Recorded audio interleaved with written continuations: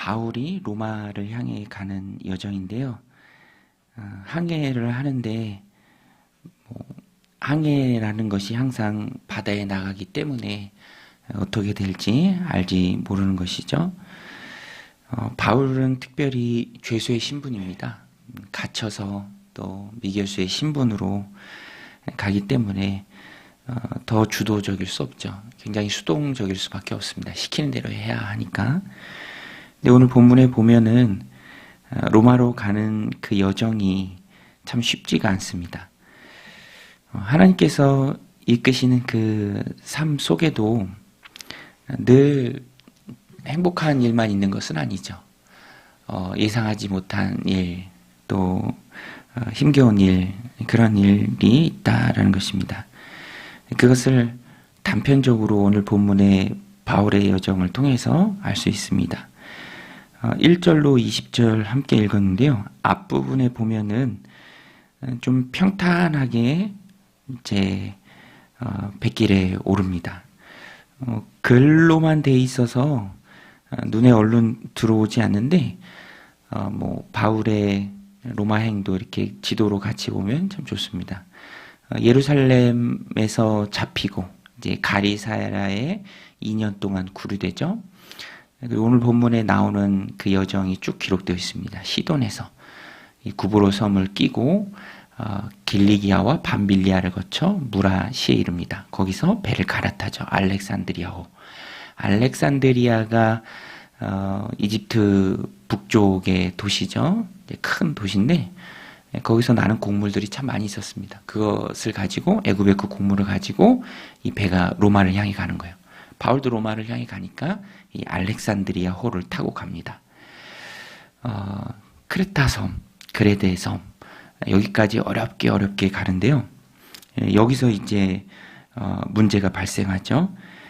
8절에 보면 간신히 그 연안을 지나 미항이라는 곳에 이르니라 라세아시에 가깝더라. 사도행전을 기록한 누가가 우리가 잘 아는 것처럼 직업이 의사예요. 아주 꼼꼼하게 기록을 했습니다. 라세아시에서 가까운 미항에 간신히 정박합니다.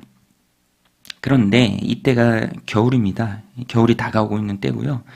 지중해는 돌풍 때문에 겨울에 항해하는 것이 굉장히 위험합니다. 그래서 9절에 보면 여러 날이 걸려 금식하는 절기가 이미 지났으므로 항해하기 위태한지라. 바울이 그들을 권합니다. 상식 수준이에요.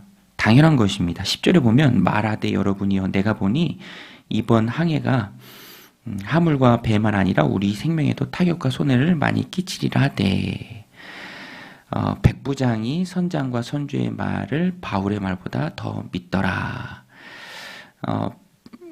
시기가 겨울이 가까우는 시기여서 바울은 조심해야 한다라고 말합니다. 그런데 모든 이제 결정권을 진 사람이 이제 선장, 선주, 또 백부장이었습니다. 특별히 백부장이 선장과 선주의 말을 바울의 말보다 더 신뢰하죠. 이제 그 다음에 있었던 일이 미항이라는 항구가 겨울을 나기에 좀 불편했습니다. 그런데 조금 떨어져 있는 65km 정도 떨어져 있는 하루길이죠. 베닉스는 좀 더 편했습니다. 기왕에 우리가 좀 편하게 가자. 베닉스에서 겨울을 나자 이런 의견들이 많이 있었습니다. 12절에 보면 그 항구가 겨울을 지내기에 불편하므로 거기서 떠나 아무쪼록 베닉스에 가서 겨울을 지내자 하는 자가 더 많으니 베닉스는 그레데 항구라 한쪽은 서남쪽을 한쪽은 서북쪽을 향하였더라. 하루길만 가면 조금 더 편할 수 있다. 그런데 이게 결과적으로 욕심이었습니다. 13절에 보면 남풍이 순하게 불매 그들이 뜻을 이룬 줄 알고 닷을 감아 그레데 해변에 끼고 항해하더니 14절에 나오죠.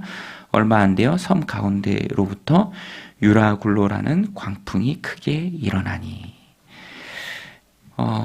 로마를 향해 갈 때 바울은 수동적일 수밖에 없고 또 사람들은 미래를 알지 못하니까 당연히 조금 더 편한 것, 조금 더 좋은 것 그것을 찾게 돼 있었습니다. 안전함보다는 모험을 택하는 편을 사람들은 선택하죠. 조금 더 편하고자 하는 마음에. 그래서 처음에는 남풍이 순하게 붑니다. 그래서 그들이 뜻을 이룬 줄 알아요. 참 표현이 재밌습니다. 누가의 표현이죠? 남풍이 순하게 불고 그래서 뜻을 이룬 줄 알고 잘했다. 그렇게 선택하기 잘했다. 조금만 더 가면 베닉스 항에서 편안하게 겨울을 날 수 있다. 그런데 세상 일은 예상할 수가 없죠. 얼마 안 가서 유라굴로라는 광풍을 만나서 큰 고생을 합니다. 그 내용이 쭉 이어지는데요. 18절에 보면 우리가 풍랑으로 심히 애쓰다가 이튿날 사공들이 짐을 바다에 풀어버리고 모래톱에 걸려서 배가 이제 좌초할까봐 배를 더 가볍게 하려고 다 버립니다. 19절 사흘째 되는 날에 배의 기구를 그들의 손으로 내버리니라. 20절에 보면 여러 날 동안 해도 별도 보이지 아니하고 큰 풍랑이 그대로 있음에 구원의 여망마저 없어졌더라. 괜찮을 줄 알아서 출발했는데 이런 일이 생길 수 있다라는 것입니다. 당시에는 나침반이 없을 때죠. 그래서 해 또 별로 이제 방향을 잡을 수 있습니다. 그런데 흐리니까 아무것도 안 보이는 거예요. 그러면 방향을 잃고 헤매는 것입니다. 그래서 오늘 이 말씀을 보면은 우리가 알 수 있는 것이 사람은 바른 결정을 내릴 힘이 없습니다. 그 앞에서 바른 결정을 내릴 의지도 또 이성도 또 결단력도 없습니다. 그냥 보이는 대로 이렇게 편한 것 그렇게 따라갈 수밖에 없는 게 바로 사람이다라는 것입니다. 그 과정 속에서 바울은 죄수의 신분이기 때문에 어쩔 수가 없죠. 끌려갈 수밖에 없습니다. 그렇지만 오늘 본문을 통해서 우리가 생각해야 할 것이 율라굴로라는 그런 광풍, 인생에 그런 어려움들이 참 많이 있죠. 그런 어려움을 만났을 때도 여전히 하나님은 나와 함께 하신다라는 것입니다. 그래서 믿는 사람들은, 신자들은 어떻게 생각해야 하냐면 과정이다. 하나님 맡겨주신 사명을 이루며 나가는 그 길에 만나는 과정이다. 오늘 본문에 나오지 않지만 내일 본문에 가서 보면 24절에 바울이 사람들에게 말합니다. 23절부터 보면 내가 속한 바 곧 내가 섬기는 하나님의 사자가 어젯밤에 내 곁에 서서 말하되 바울아 두려워하지 말라. 내가 가이사 앞에 서야 하겠고 또 하나님께서 너와 함께 항해하는 자를 다 내게 주셨다 하였으니. 이런 하나님의 위로의 음성을 천사를 통해서 바울이 듣습니다. 그래서 구원의 여망마저 끊긴 그런 살소망마저 끊긴 그런 상황 속에서도 모두가 절망하는 가운데서도 바울은 두려워하지 않고 오히려 그 사람들에게 용기를 주죠. 오늘 우리도 인생을 살아가면서 만나는 그 유라굴로와 같은 그 광풍을 내가 해결할 힘은 없습니다. 어쩌면 수동적으로 당할 수밖에 없는 것이죠. 그러나 그런 상황 속에서도 우리의 마음은 하나님이 함께 하신다라는 것을 늘 잊지 말고 기억해야 합니다. 결국에는 하나님께 맡기는 것이죠.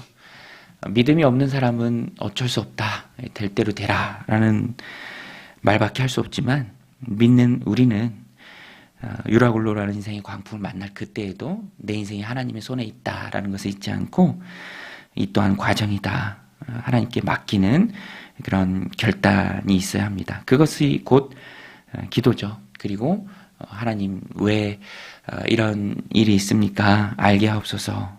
천사가 바울에게 얘기해 줬던 것처럼 우리도 하나님 깨닫게 하옵소서, 또 위로해 주옵소서, 분별하게 하옵소서라고 하나님 앞에 기도해야 합니다. 특별히 두려운 마음, 절망의 마음을 이길 수 있는 그 힘을 우리에게 주옵소서라고 하나님 앞에 기도해야 합니다. 그때 하나님께서는 우리에게 알게 하시고 또 깨닫게 해주셔서 그 광풍을 이겨낼 힘을 주신다라는 것입니다. 오늘도 이 말씀 마음에 새기고 인생의 광풍을 만났을 때 내 힘으로 할 수 있는 것이 아무것도 없을 때 그때도 낙심하지 말고 하나님께 맡기는 기도로 이기는 믿음의 백성들 다 되시기를 주님의 이름으로 간절히 축원드립니다. 우리 같이 말씀 붙들고 기도하며 나가겠습니다.